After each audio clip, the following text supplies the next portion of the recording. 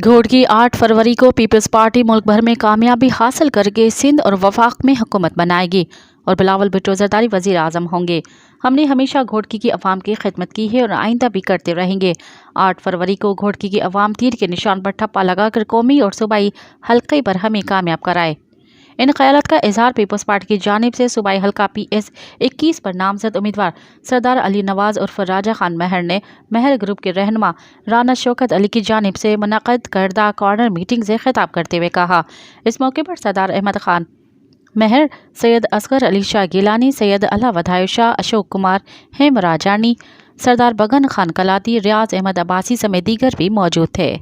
मज़ीद ख़बरनि ऐं तफ़सीलात लाइ विज़िट कयो असांजी वेबसाइट www.awamiNewsHD.com ऐं ॾिसंदा रहो अवामी न्यूज़ HD।